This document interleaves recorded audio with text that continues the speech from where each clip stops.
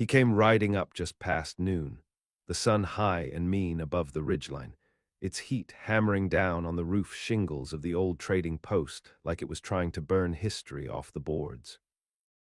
Dust curled around the hooves of his mare and clung to the hem of his coat, already cracked with sweat and age. His name was Eli Cutter. 42, weathered down to tendon and leather, with a jaw like a broken shovel and eyes pale as a coyote's belly. He didn't come into town often, but when he did, it was never for talk. The shop sat on the edge of Calico Ridge, halfway between nothing and hell, and hadn't had a proper coat of paint in 20 years. Its windows squinted like tired eyes, and behind them, Eli figured, was the shotgun he meant to buy. He'd been needing one since the last gave out on him, barrel blown from bad shell, tore up the henhouse door in the process. No one had been around to fix it. He didn't trust catalog orders. He trusted his boots and his horse and the way the mountain wind told him if someone was lying. He stepped inside and let the screen door slap shut behind him. The air smelled like rust and old pine oil, with a backdraft of tobacco rot. Shelves leaned under the weight of coiled rope, faded lanterns, dry pans, and chipped enamel pots. The shopkeeper was nowhere to be seen, but that didn't strike Eli strange. Out in places like this, folk moved slow, took their time even with blood in their teeth. He cleared his throat. Nothing, no answer from the back. Eli crossed to the counter, where a bell sat beside a ledger no one had written in for weeks. Dust spoke truer than ink in towns like Calico Ridge. The bell rang sharp and hollow when he tapped it, then died quick in the silence. Still no one came. He waited a beat longer, then rounded the counter and made for the gear room door in back. The place he remembered old Charlie Poston keeping the firearms, locked up behind a strip of canvas curtain and a door that always stuck halfway through its swing. The door wasn't locked, it was half open. Eli pushed it with one finger. The smell hit him before the scene did, blood, fresh but drying, thick and iron-sweet. His boots scraped as he stepped inside. There was a woman tied up behind the gear room door, wrists bound in raw hide, mouth gagged with a rag soaked half through in blood. One eye swollen shut, lips split wide and hanging. Her dress was torn up one side like someone had been trying to get it off fast, or mean, or both. She was breathing, shallow but steady, eyes barely open under lashes caked with grit. Eli didn't speak. Just stared for a long moment, the dust still swirling around him from the door's swing. Then he crouched. His hand reached down slow like he was calming a colt. Her head jerked when he touched her. Flinched so hard she banged her shoulder against the crate beside her. "Don't," he said. "Ain't gonna hurt you." Her good eye found his. There was no trust in it. Only the kind of silent recognition a body has when it knows pain too well to hope. He pulled the rag from her mouth. She spat blood and coughed until her lungs rasped dry. "You alone?" he asked. She nodded once, then shook her head. "You saw who did it." Her lips parted. A sound came out, half word, half rattle. He leaned closer. "Still here," she whispered. Eli stood fast. His hand went to the knife at his belt before he remembered the reason he'd come in the first place, a new shotgun. The only one left on the rack sat crooked, walnut stock and steel barrel, dull but solid. He took it down, cracked it open, saw it was loaded. 2 shells, both fresh. Behind the rack hung a bandolier half full. He looped it over his shoulder. Footsteps creaked on the boards above, not from the front, from upstairs. Eli looked down at the woman again. She mouthed the same words, "Still here." He crossed the room in silence and slipped into the shadows along the stairwell wall. Whoever was up there was moving slow, unhurried, as if they didn't know Eli Cutter had just stepped into the story. The next sound he heard was laughter. A man's voice, light, easy, like a man telling jokes to himself, then boots coming down the stairs. Eli raised the shotgun. The man rounded the bottom step, saw him, and froze. They looked at each other like 2 dogs sniffing out the bite. The stranger was young, early 20s, with hair curled in dirty ringlets and a face too clean for these hills. His shirt was unbuttoned, and his boots still had city shine under the dust. But there was a knife on his belt, dark with something that wasn't rust. "You postin'?" Eli asked. The man grinned. "Nope." He lunged. Eli fired. The sound tore the silence in half. The shot hit the stranger full in the chest, flung him back against the stair rail so hard it cracked. He dropped in a heap and didn't move again. Smoke curled up from the gun's muzzle. Eli didn't watch the body long. He stepped past and found the woman again. "I'm getting you out of here," he said. She didn't answer, just looked past him to the dead man. Her lips trembled once, then stilled. "Can you walk?" Slowly, she nodded. Eli cut her bonds and wrapped his coat around her shoulders. He moved with care, the kind a man reserves for horses with broken legs or boys with busted pride. He helped her to her feet. She swayed but stayed upright. Her mouth opened once more. "There were two," she said. Eli's grip on the shotgun tightened. "Where's the other?" he asked. Her voice cracked. "Said he was going to bury the old man." Eli turned toward the back door and the hills beyond it. "Then we don't have much time." They left the shop through the back, slipping into the dry heat that clung to the scrubland like a fever. A narrow trail wound down from the post to the gulch, where the cottonwoods grew thick around a stream bed gone dry. Eli led, the woman behind him barefoot, one arm across her ribs as if holding herself in. He offered to carry her. She refused. They didn't speak. Not until they reached the edge of the dry creek, where a shovel lay thrust into the earth like a flag on a battlefield. Nearby, something half covered by fresh dirt gave off the unmistakable scent of rot beginning. Eli knelt beside the disturbed soil and peeled it back with his hands. The face beneath was pale and slack, lips pulled back to show broken teeth. Charlie Poston, his neck was black with bruises, tongue swollen and shoved out sideways. Eli stood again. The woman didn't flinch at the sight, just looked, like she was taking inventory of what was owed. "You know who they were?" Eli asked. She didn't answer. He turned to her. "You got a name?" She studied him for a moment like she was deciding whether he deserved it. Then she nodded, just once. "Naomi." "You know who they were," he said again. "One of 'em came in 2 days ago, said he was headed north, asked for water. Other one came after, taller, meaner, called the first one brother, but didn't look nothing alike. Poston let them in." Naomi shook her head. "He didn't get the chance. They were already behind him before he opened the door." Her jaw twitched, a flash of something behind her eyes, not fear, not any more. Eli looked at the shallow grave again. "We'll cover him proper later," he said. Naomi said nothing. They didn't speak again until they reached Eli's horse. The mare snorted at the scent of blood on Naomi, but didn't spook. Naomi touched its neck with one shaking hand, then turned to Eli. "You're not law," she said. "No." "Then why help me?" He adjusted the bandolier across his chest. The shotgun was still warm in his grip. "Because I came to buy a gun and found you instead." That was all he said. He helped her onto the horse and took the reins.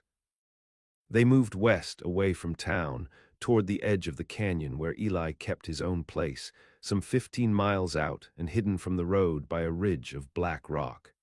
No one passed by unless they meant to. That was how he liked it. The sun had dipped low by the time they reached it. A squat cabin, built from old logs, with a lean-to stable and a spring-fed trough beside it. He helped Naomi down and led her inside. The interior smelled of wood smoke and weathered hide. She sat in silence while he boiled water and tore clean strips from a flannel shirt. He cleaned her wounds without asking what caused them. She didn't offer. By the time the stars came, she was asleep on the cot. Eli sat in the corner sharpening a skinning knife, the rhythm slow and steady. The man he'd shot hadn't moved from Eli's thoughts. Neither had the second one. He waited until dawn to ride back. Naomi woke as he cinched the saddle. "You going after him?" He nodded. "I want to come." "No." She stood, legs trembling but eyes set. "I'm not asking." "You're not ready. You think I care." He studied her for a long breath. The cut above her eye was healing, but the look in her face said nothing would. "I can't protect you," he said. She met his gaze. "I don't want your protection, I want the kill." He didn't argue again. Just brought out the old revolver from under the floorboards. A 6-shot Remington, scuffed but true. He placed it in her palm. She weighed it like it meant something sacred. It did. They rode east, toward where the trail of the second man would lead, into the broken country past Widow's Spine, where the land turned jagged and the wind whispered of things left unburied. Eli had tracked men through worse, but never with someone like her beside him.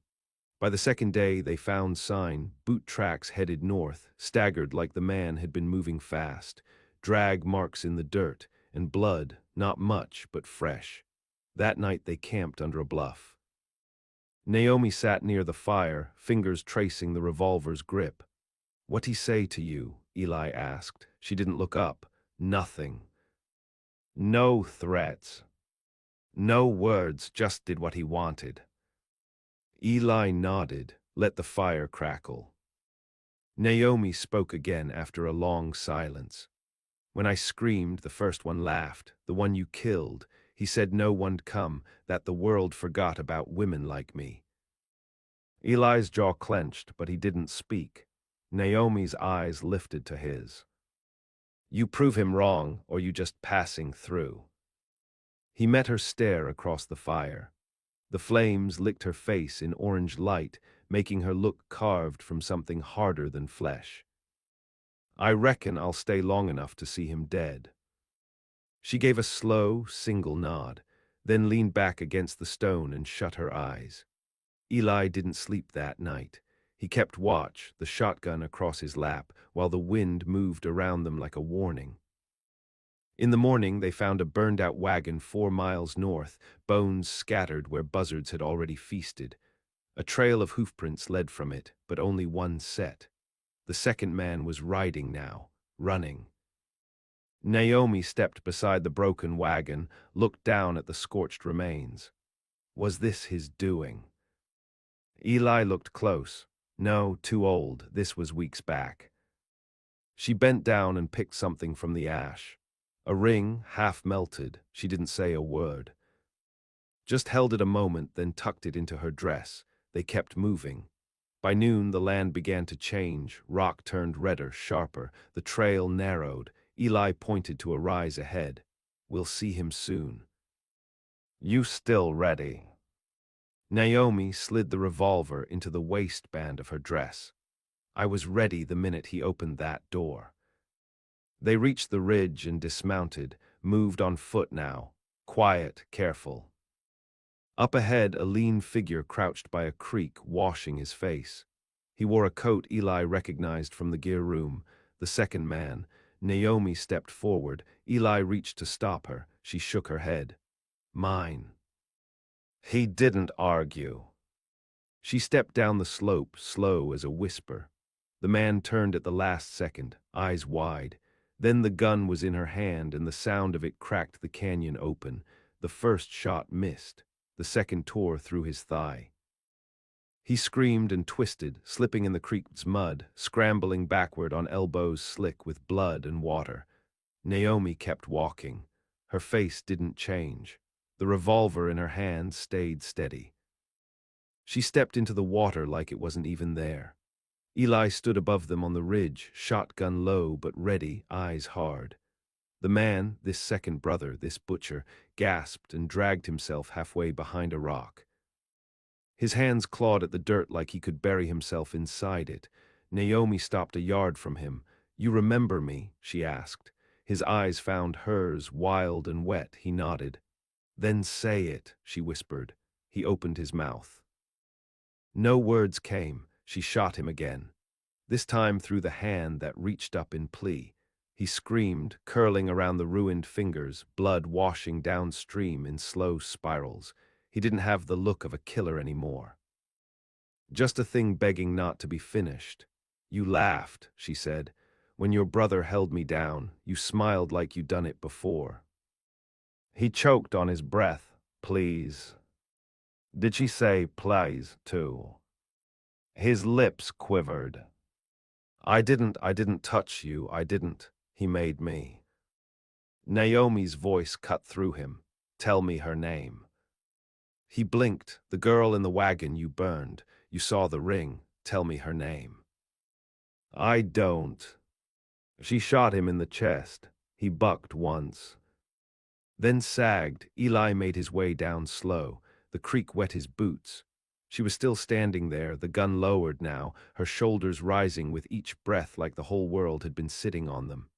You knew her? He asked. Naomi nodded once. She was 12. I sewed the hem of her first dress.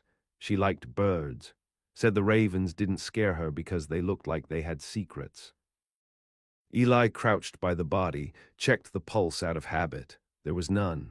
He looked up at Naomi. She was your sister. Naomi didn't answer. Her silence was enough. They burned the body, not out of mercy, just so nothing would come back for it. They watched in silence while the smoke curled toward the open sky. Eli didn't offer comfort. Naomi didn't ask. They buried the ring in a patch of soft soil near the base of a stone cedar. Naomi marked it with 3 small rocks, stacked one on another. She didn't cry. When they mounted again, the sun was going down.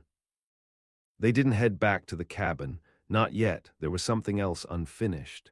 They rode south, back toward Calico Ridge, where Poston's body still waited in that shallow grave. It was Naomi who said it first. He was kind. Eli nodded. Didn't talk much, but he never looked at me like the others did. He let me rest behind the counter when I was passing through, said I could pay him with stories. You did. Made up a few. They buried Poston under the old juniper, out back. Naomi insisted on placing the stone herself. Eli helped lift the weight. When it was done, they stood in silence again. Someone ought to know, she said, about what happened. They will, Eli said. But not from a marshal. No, from us. She looked at him. For a moment her face cracked with something close to disbelief. You'll stay. Eli looked past her, toward the open hills, the ridgelines sharp against a bruised sky. I think I'm done running from ghosts. Naomi didn't smile, but something in her shoulders shifted. They spent the night in the shop, boarded the doors and cleaned what could be cleaned. Naomi lit the stove. Eli patched the broken stair rail. Neither of them spoke much. The next day they started again. Naomi wrote Poston's name in the ledger neat and square, then added another name below it, the girl. Underneath she wrote one word, witness. Eli found her that afternoon standing behind the counter. The revolver lay beside her, cleaned and loaded. You planning on staying? He asked. I'm planning on keeping the door open, she said. For who? Women, girls. People who need somewhere to go when the roads run out. He studied her a long moment. You're going to need more than one gun. Naomi nodded. That's why you're still here. He didn't argue. They began boarding up the upstairs, turning it into a place someone might sleep safe. Naomi cleaned the back room. Eli fixed the shelves. They lit lanterns at night so the place looked lived in. One by one, people began to pass through again. A trapper missing half his hand, a woman with a child and no name. Naomi didn't ask where they came from, just gave them water and food, and sometimes the gun if they needed it. She kept the shop running. Eli kept the rifles loaded. Some nights she still woke screaming. He didn't go to her, just waited until she came back to herself. Then they sat outside, and the sky overhead turned with the quiet of old stars. There was no peace, not yet. But there was no more silence either. The wind changed in early spring. It came out of the north, cold and bitter even in daylight, carrying with it the taste of snow from peaks that never thawed and something else beneath it, a kind of unrest. Outlaws drifted south, pushed by marshals or bounty men or just the weight of their own sins. And word spread about the shop at Calico Ridge, not just for its tools and dried beans, but for the woman who ran it and the man who watched the road. They didn't ask for trouble, but they never turned it away. Eli kept track of faces, one-eyed drovers, scarred boys looking for a name, drifters with nothing to trade but stories. He listened always, because sometimes a name would slip out. Or a detail, and Naomi would stop sweeping and her hands would go still. It had been 6 months since the day she pulled the trigger in the creek. The shop had changed. The walls were brighter, the floors swept. There was a bell above the door that rang clear each time someone entered. But the back room still held the old shotgun, and behind the stove, Eli had mounted a length of chain where he sharpened his knives. The lock on the gear room door had been replaced by Naomi, reinforced iron, stronger than it needed to be. No one went in there now unless she said so. That morning, a rider came in wearing a marshal's badge.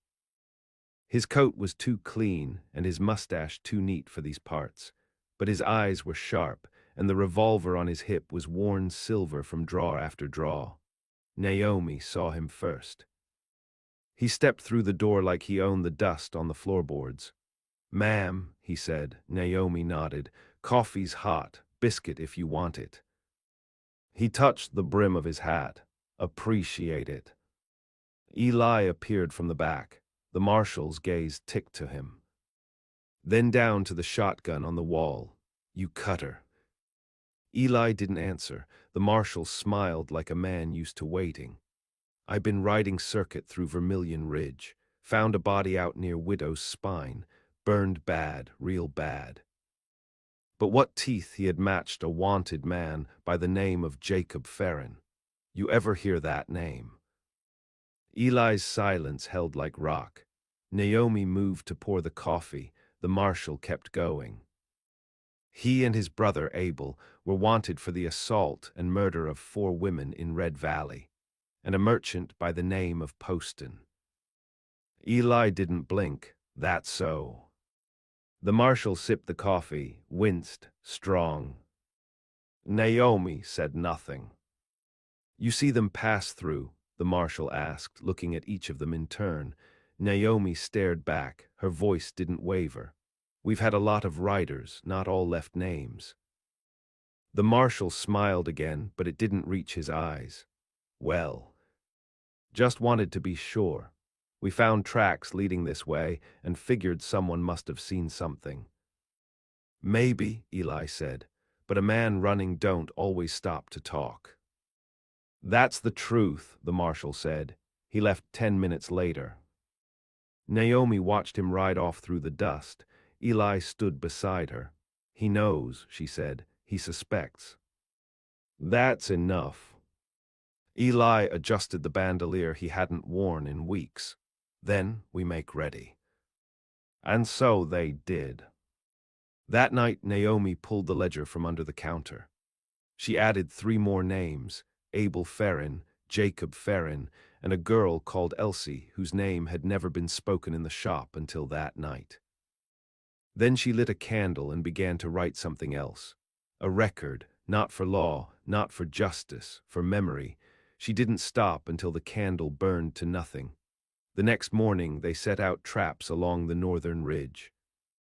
Eli placed warning bells in the rock hollows. Naomi packed supplies under the floorboards, wrapped in oilcloth.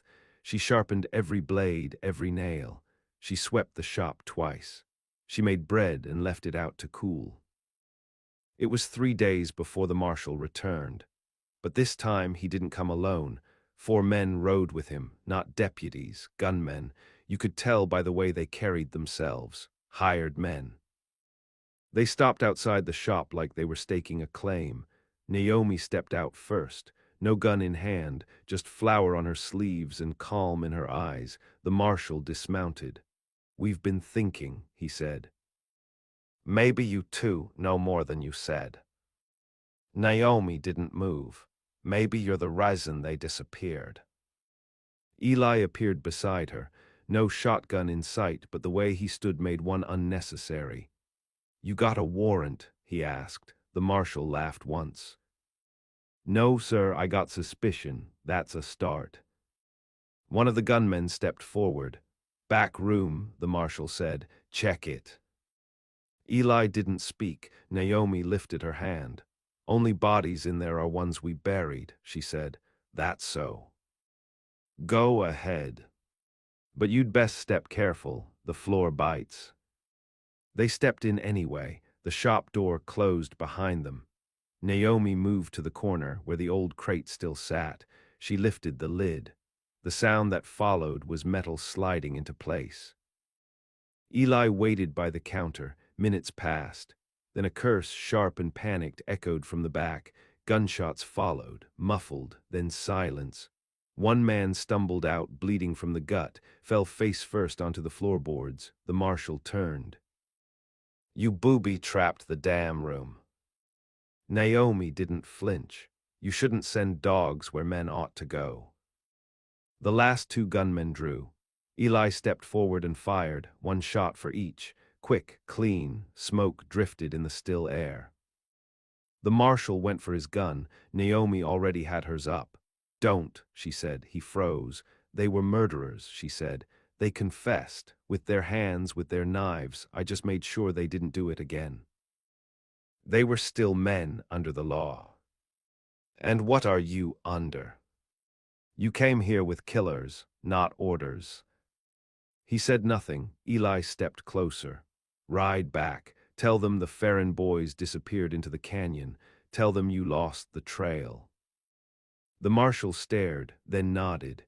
He walked out slow, climbed into the saddle. His face had changed, less sure, less smug. Before he left, he turned one last time. "You'll make enemies." Naomi's voice was flat. "We already did." He rode off. They buried the bodies deep, away from the juniper and the ring, away from Poston's grave. When the sun set that night, Eli sat sharpening his blade again. Naomi didn't sleep. Neither of them did. Some debts don't rest easy. The next storm came not on hooves, but on whispers. Days passed, then weeks, and the marshal's warning proved true. Trouble didn't ride straight at them, it seeped.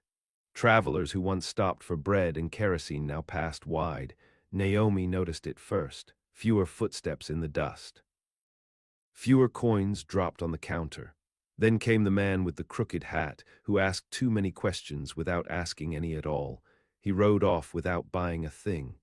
Eli watched the horizon tighter after that. Naomi changed the locks again. Reinforced the cellar hatch. They didn't speak of fear, but they moved like people who'd touched it. The land around them stayed quiet, but the quiet held weight. The shop became a kind of outpost, half sanctuary, half ambush. They kept the windows clean, the rifles oiled, their words few. Then one night a woman knocked at the back door. It was after dark. The front had been bolted. Naomi was drying the last plate. Eli had just stoked the fire. They froze at the sound. The knock came again, 3 times, slow. Naomi opened it. The woman on the stoop had blood down her sleeve and dirt in her teeth. Her eyes were wide and black in the lantern glow. "They're coming," she said, 1 dozen or more. "They mean to burn it." Eli stepped past Naomi, pulled her inside. "Who?" he asked. "Don't know their name," she said. "But I seen the mark, circle with an eye inside. They've been clearing places like yours." Said it's judgment time. She collapsed then, knees buckling. Naomi caught her. They laid her near the fire, gave her water. Her name was June. She was from a ridge town farther north, nothing left now but smoke and bone. "They call themselves watchmen," she whispered, "but they're just men who take what they want and kill what won't kneel." Naomi sat beside her, silent. Eli paced. "You sure they're coming here?" June nodded. "Heard 'em talking. Said the woman at Calico Ridge put down 2 of their kind. They mean to settle it. Sundown tomorrow."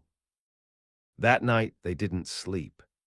Naomi climbed the ladder to the roof and pulled the old signal mirror from the beam where Poston used to hang deer. She used it to flash once westward, a sign, not for help, there was no help, but for witness. Eli didn't ask what it meant. He nailed the doors shut, reinforced the windows with bar iron.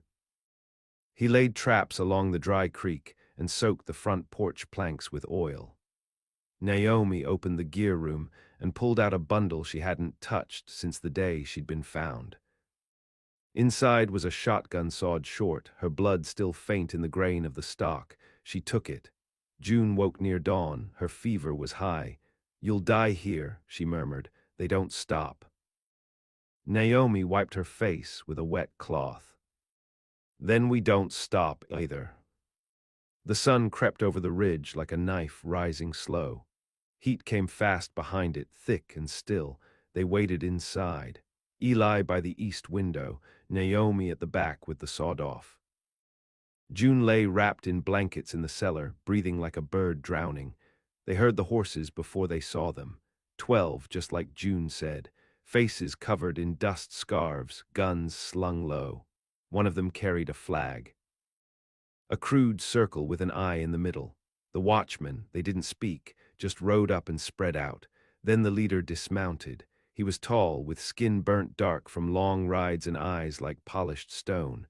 His voice was plain. "We want the woman," he called. "Give her to us and the rest live." No one answered. He waited a beat. "I know what she did," he said. "I know she burned Jacob and gutted Abel. You think that settles the account?" Naomi stepped to the door. "You knew them." He smiled. "We raised them, trained them. They were our brothers." "You trained them to rape and murder." His smile widened. "We trained them to take what they needed and not ask the world's permission."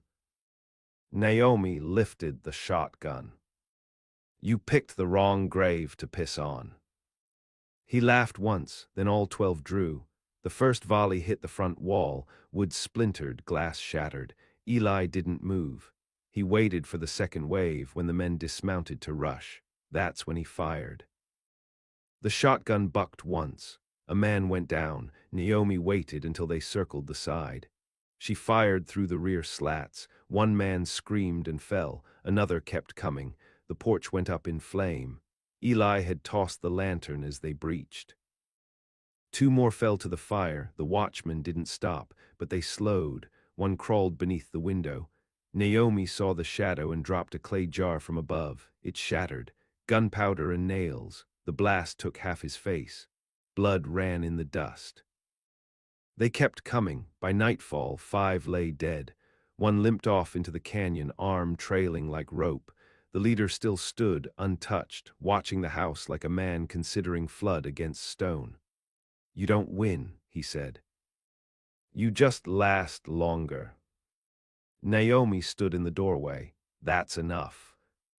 He raised his pistol. June appeared behind him.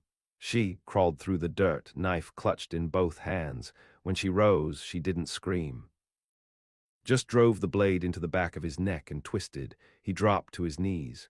Naomi shot him in the head. Silence followed. June collapsed. Naomi carried her inside. Eli sat beside the last broken window. Smoke rose around him. The land was dark again, the shop half ruined.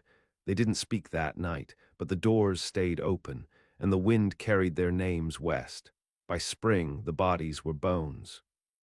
The blood was gone from the floorboards, but the memory of it stayed in the nails. A char mark curled along the porch rail where the fire had caught, and the front windows were patched with scrap tin and the backs of old wanted posters. No one asked what had happened at Calico Ridge, not aloud, but every rider who passed through knew. They smelled it in the ash.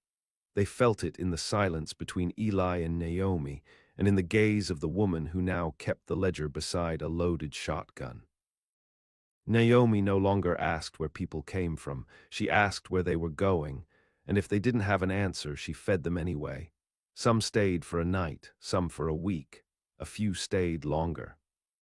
One of them, a boy with a wound across his chest and no words left in him, took to sleeping under the work table in the gear room. He never flinched when the hammer struck nail, never cried. Naomi gave him a new name, Ash, and he took it like breath.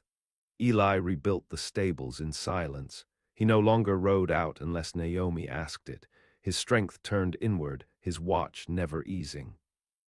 At night he would clean and oil the same rifle 3 times over, as though each round might be needed. But the hills stayed quiet. For a while, one morning a letter came, left under a rock by the creek, sealed in pitch. Naomi read it twice, then burned it in the stove. When Eli asked who it was from, she just said, "Someone who remembers." He didn't press, but that night she gathered her things. Not many, her revolver, the ledger, a strip of ash wood carved into a blade's shape. "You're leaving," Eli said. Not a question, she nodded. "Why?" "They're gathering again, not here, not yet, but somewhere worse. I feel it in my teeth. You don't owe them anything.